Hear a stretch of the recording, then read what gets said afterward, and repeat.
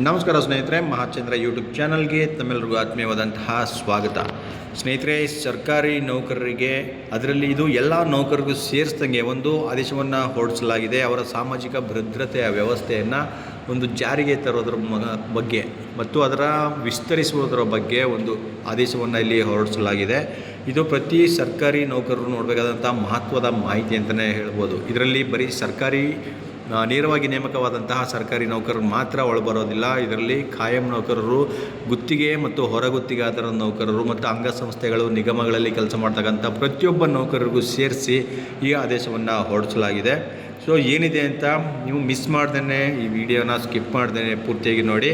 ಹಾಗೆ ನಮ್ಮ ಚಾನಲ್ನ ಇನ್ನೂ ಯಾರು ಸಬ್ಸ್ಕ್ರೈಬ್ ಮಾಡ್ಕೊಂಡಿಲ್ಲ ಅವರು ಈ ಕೂಡಲೇ ಸಬ್ಸ್ಕ್ರೈಬ್ ಮಾಡ್ಕೊಳ್ಳಿ ಅಂತ ಹೇಳ್ತಾ ಬನ್ನಿ ಸ್ನೇಹಿತರೆ, ಈ ಆದೇಶದಲ್ಲಿ ಏನನ್ನು ಹೊರಡಿಸಲಾಗಿದೆ, ಸರ್ಕಾರಿ ನೌಕರರ ಸಾಮಾಜಿಕ ಭದ್ರತೆಗೆ ಏನೇನು ಕ್ರಮಗಳು ಮತ್ತು ಅದನ್ನು ಮಿಸ್ ಮಾಡ್ಕೊತಾ ಇರ್ತಕ್ಕಂಥ ಸರ್ಕಾರಿ ನೌಕರರು ಯಾವ್ಯಾವ ಕಾರಣಕ್ಕೆ, ಇದ್ರ ಬಗ್ಗೆ ಒಂದು ಕಂಪ್ಲೀಟ್ ಡೀಟೇಲ್ಸ್ ನಿಮಗೆ ತಿಳಿಸ್ಕೊಡ್ತೀನಿ ನೋಡಿ. ವಿಷಯದಲ್ಲಿ ಕೊಟ್ಟಿರುವ ಹಾಗೆ, ಸರ್ಕಾರದಿಂದ ನೇರವಾಗಿ ಅಥವಾ ಪರೋಕ್ಷವಾಗಿ ನೇಮಕಗೊಂಡಿರುವ ಅಧಿಕಾರಿಗಳು ಮತ್ತು ನೌಕರರಿಗೆ ಸಾಮಾಜಿಕ ಭದ್ರತಾ ವ್ಯವಸ್ಥೆಯನ್ನು ಜಾರಿಗೆ ತರುವ ಅಥವಾ ವಿಸ್ತರಿಸುವ ಬಗ್ಗೆ ಇದು ಪ್ರಸ್ತಾವನೆಯನ್ನು ಹೊರಡಿಸಿದೆ.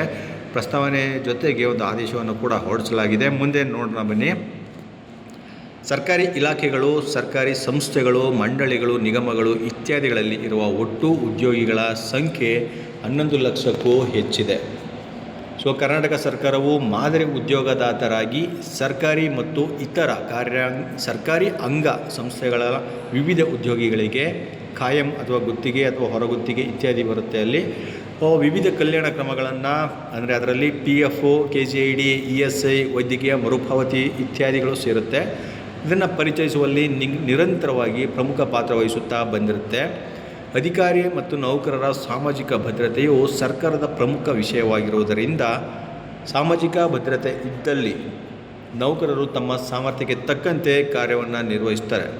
ಇತ್ತೀಚೆಗೆ ಅನೇಕ ಬ್ಯಾಂಕುಗಳು ಸರ್ಕಾರಿ ಅಧಿಕಾರಿಗಳು, ನೌಕರರು ತಮ್ಮ ಉಳಿತಾಯ ಬ್ಯಾಂಕ್ ಖಾತೆಗಳನ್ನು ತೆರೆಯಲು ಆಕರ್ಷಕ ಸಂಬಳ ಪ್ಯಾಕೇಜ್ಗಳನ್ನು ನೀಡುತ್ತಿವೆ. ಇದರಲ್ಲಿ ಅಧಿಕಾರಿಗಳು ಮತ್ತು ನೌಕರರಿಗೆ ವಿವಿಧ ರಿಯಾಯಿತಿಗಳು ಮತ್ತು ಅಧಿಕಾರಿ ಮತ್ತು ನೌಕರರ ಕುಟುಂಬಗಳಿಗೆ ಹೆಚ್ಚುವರಿ ಪ್ರಯೋಜನಗಳು ಸೇರಿವೆ. ಈ ಸಂಬಳ ಪ್ಯಾಕೇಜ್ಗಳಲ್ಲಿ ಬ್ಯಾಂಕುಗಳು ಖಾತೆಯಲ್ಲಿ ಕನಿಷ್ಠ ಬ್ಯಾಲೆನ್ಸ್ ಕಾಯ್ದುಕೊಳ್ಳುವ ಅಗತ್ಯವನ್ನು ಕಡ್ಡಾಯಗೊಳಿಸದೇ ಇರುವುದು. ಸೊ ಏನೇನು ಸ್ಕೀಮ್ಗಳು ಬ್ಯಾಂಕ್ ಕೊಡ್ತಾ ಇದ್ದಾವೆ ಅಂತ ಇಲ್ಲಿ ಕೊಟ್ಟಿದ್ದಾರೆ ನೋಡಿ. 2 ಅಥವಾ 3 ತಿಂಗಳ ನಿವ್ವಳ ವೇತನವನ್ನು ಓವರ್ ಡ್ರಾಫ್ಟ್ ಆಗಿ ನೀಡುವುದು, ಅಂದರೆ ಮುಂಗಡವಾಗಿ ಅಡ್ವಾನ್ಸ್ ಲೆಕ್ಕದಲ್ಲಿ ಅವರು ನೀಡ್ತಾರೆ. ಮತ್ತು ವಸತಿ ಸಾಲಗಳ ಮೇಲೆ ಕಡಿಮೆ ಬಡ್ಡಿ ದರ, ಸೊ ಹೌಸ್ ಫೈನಾನ್ಸ್ ಅದರ ಮೇಲೆ, ಹೋಮ್ ಲೋನ್ಸ್ಗಳ ಮೇಲೆ ಕಡಿಮೆ ಬಡ್ಡಿ ದರವನ್ನು ವಿಸ್ತರಿಸುವುದು, ಉಚಿತ ನೆಫ್ಟ್ ಮತ್ತು RTGS ವರ್ಗಾವಣೆಗಳು ಮತ್ತು ಉಚಿತ ಡಿಮ್ಯಾಂಡ್ ಡ್ರಾಫ್ಟ್ಗಳು, ಉಚಿತ RuPay debit card, credit card ವಿಮೆ, ಬ್ಯಾಗೇಜ್ ವಿಮೆಗಳನ್ನು ನೀಡುವುದು ಮತ್ತು ಲಾಕರ್ ಬಾಡಿಗೆಯಲ್ಲಿ ರಿಯಾಯಿತಿ ಇತ್ಯಾದಿಗಳನ್ನು ನೀಡುವುದು. ಈ ಕೊಡುಗೆಗಳು ಬ್ಯಾಂಕಿನಿಂದ ಬ್ಯಾಂಕಿಗೆ ಭಿನ್ನವಾಗಿರುತ್ತವೆ. ಈ ಮೇಲಿನ ಸೌಲಭ್ಯಗಳ ಜೊತೆಗೆ ಅಧಿಕಾರಿ ಮತ್ತು ನೌಕರರ ನಿವ್ವಳ ಸಂಬಳವನ್ನು ಅವಲಂಬಿಸಿ ವಿವಿಧ ಯೋಜನೆಗಳ ಅಡಿಯಲ್ಲಿ ವೈಯಕ್ತಿಕ ಅಪಘಾತ ವಿಮೆ ವ್ಯಾಪ್ತಿಯನ್ನು ಯಾವುದೇ ಹೆಚ್ಚುವರಿ ಪ್ರೀಮಿಯಮನ್ನು ವಿಧಿಸದೆ ನೀಡ್ತಾ ಇವೆ. ಈ ಮೇಲೆ ತಿಳಿಸಿದ ಅನೇಕ ಪ್ರಯೋಜನಗಳ ಹೊರತಾಗಿಯೂ ಬ್ಯಾಂಕ್ ನೀಡುವ ಸಂಬಳ ಪ್ಯಾಕೇಜ್ ಸೌಲಭ್ಯಗಳನ್ನು ಈ ಕೆಳಗಿನ ಕಾರಣಗಳಿಂದಾಗಿ ಅಧಿಕಾರಿ ಮತ್ತು ನೌಕರರು ಪಡೆಯುತ್ತಿಲ್ಲ ಎಂಬುದನ್ನು ಗಮನಿಸಲಾಗಿದೆ. ಸೊ ಇದು ಎಲ್ಲ ನೌಕರರು ಪಡಿತಾ ಇಲ್ಲ. ಈ ಒಂದು ಸೌಲಭ್ಯಗಳನ್ನು, ಬ್ಯಾಂಕ್ ನೀಡ್ತಾ ಇರ್ತಕ್ಕಂಥ ಈ ಸೌಲಭ್ಯಗಳನ್ನು ಎಲ್ಲ ನೌಕರರು ಪಡಿತಾ ಇಲ್ಲ. ಏನಪ್ಪ ಕಾರಣ ಅದಕ್ಕೆ ಅಂತಂದರೆ ನೋಡಿ, ಬ್ಯಾಂಕ್ ಸಂಬಳ ಪ್ಯಾಕೇಜ್ಗಳನ್ನು ನೀಡುತ್ತಿದ್ದರೂ ಸಹ ಸಂಬಳ ಪ್ಯಾಕೇಜ್ಗಳ ಪ್ರಯೋಜನಗಳನ್ನು ಪಡೆಯಲು ಅಧಿಕಾರಿ ಮತ್ತು ನೌಕರರು ಬ್ಯಾಂಕಿಗೆ ನಿರ್ದಿಷ್ಟ ಮನವಿಯನ್ನು ಸಲ್ಲಿಸಬೇಕಾಗಿರುತ್ತೆ. ಸೊ ಒಂದು ಫಾರ್ಮ್ ಫಿಲ್ ಮಾಡಿ ಕೊಡಬೇಕಾಗುತ್ತೆ ಅವರು. ಸೊ ಯಾರ್ಯಾರು ಫಾರ್ಮ್ ಫಿಲ್ ಮಾಡಿ ಕೊಟ್ಟಿರೋದಿಲ್ಲ ಅವರಿಗೆ ಈ ಸೌಲಭ್ಯಗಳು ಸಿಗ್ತಾ ಇರಲ್ಲ. ಇದು ಒಂದು ಮೊದಲ ಕಾರಣ. ಆದರೆ ಕೆಲವು ಅಧಿಕಾರಿ ನೌಕರರು ಬ್ಯಾಂಕಿನಲ್ಲಿ ನೀಡಲಾಗುವ ಪ್ರಯೋಜನಗಳ ಬಗ್ಗೆ ಅರಿವಿಲ್ಲದ ಹಾಗೂ ನಿರ್ಲಕ್ಷ್ಯದ ಕಾರಣದಿಂದ ಬ್ಯಾಂಕಿನಲ್ಲಿ ನೀಡುತ್ತಿರುವ ಸಂಬಳ ಪ್ಯಾಕೇಜ್ಗಳನ್ನು ಪಡೆಯುತ್ತಿಲ್ಲ. ಕೆಲವು ಅಧಿಕಾರಿ ಮತ್ತು ನೌಕರರು ಸಂಬಳ ಪ್ಯಾಕೇಜ್ಗಳನ್ನು ನೀಡದ ಬ್ಯಾಂಕ್ಗಳೊಂದಿಗೆ ವ್ಯವಹರಿಸುತ್ತಿದ್ದಾರೆ. ಸೊ ಈ ಕಾರಣಗಳಿಂದಾಗಿ ಅವರಿಗೆ ಆ ಸೌಲಭ್ಯಗಳು ಸಿಗ್ತಾ ಇಲ್ಲ.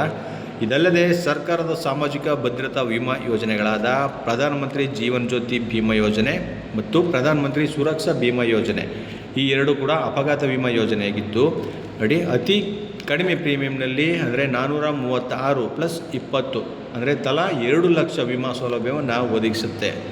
ಈ ಮೇಲೆ ತಿಳಿಸಿದ ವಿಮಾ ಯೋಜನೆಗಳ ಜೊತೆಗೆ ಅನೇಕ ಬ್ಯಾಂಕುಗಳು ಅತಿ ಕಡಿಮೆ ಪ್ರೀಮಿಯಂನಲ್ಲಿ ಹೆಚ್ಚುವರಿ ವೈಯಕ್ತಿಕ ಅಪಘಾತ ವಿಮಾ ಯೋಜನೆಗಳನ್ನು ಸಹ ನೀಡುತ್ತವೆ. ಇಂತಹ ಸೌಲಭ್ಯಗಳನ್ನು ಸಹ ಅಧಿಕಾರಿ ಮತ್ತು ನೌಕರರು ಪಡೆಯಬಹುದಾಗಿದೆ. ಸೊ ಈ ಅಪಘಾತ ವಿಮಾ ಅಥವಾ ಇನ್ನೊಂದು ಯಾವುದೇ ವಿಮೆ ಯೋಜನೆ ಆಗಿರ್ಬೋದು ಸ್ನೇಹಿತರೆ, ಇದೊಂದು ಸಾಮಾಜಿಕ ಭದ್ರತೆಯನ್ನು ಕಾಪಾಡೋದಕ್ಕೋಸ್ಕರ ಇರ್ತಕ್ಕಂಥದ್ದು.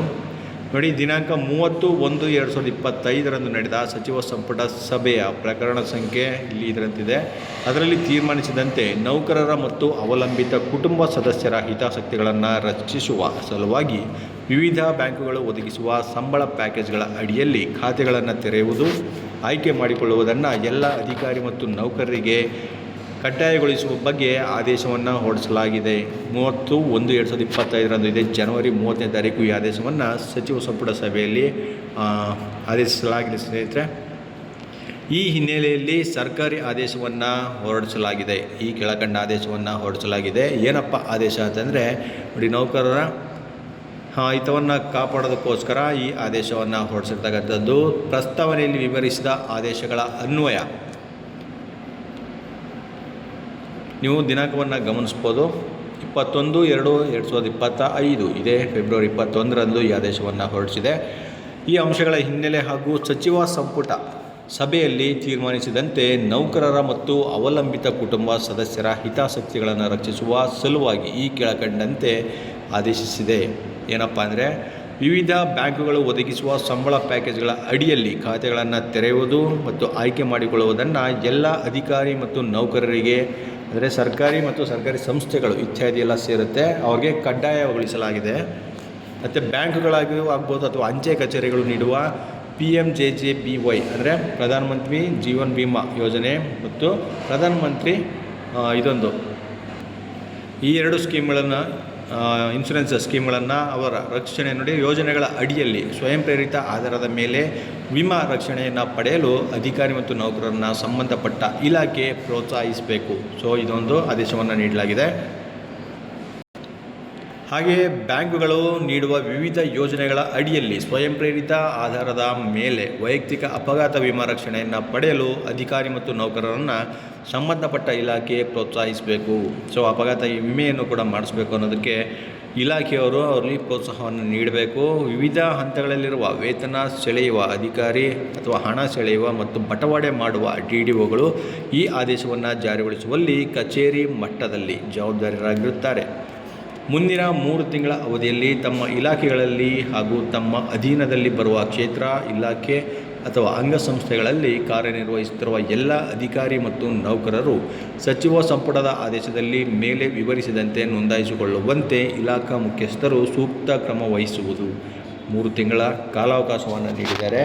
ಸೊ ಇಲಾಖೆಯ ಮುಖ್ಯಸ್ಥರು ಇದನ್ನು ಕ್ರಮವನ್ನು ಕೈಗೊಂಡು ಎಲ್ಲರಿಗೂ ಕೂಡ ಈ ಆದೇಶವನ್ನು ಪಾಲಿಸೋದಕ್ಕೆ ಈ ಆದೇಶವನ್ನು ಹೊರಡಿಸಲಾಗಿದೆ ಸ್ನೇಹಿತರೆ.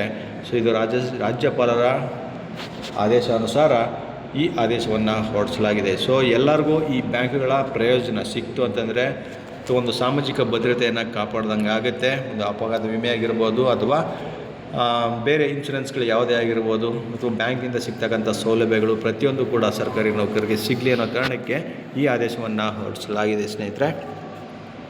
ಸೊ ಇದಷ್ಟು ಇವತ್ತಿನ ಮಾಹಿತಿ. ಇದೇ ರೀತಿ ಮತ್ತಷ್ಟು ಮಾಹಿತಿಗಳ ಜೊತೆಗೆ ನಾನು ನಿಮ್ಮನ್ನ ಭೇಟಿ ಮಾಡ್ತೇನೆ. ನಮಸ್ಕಾರ.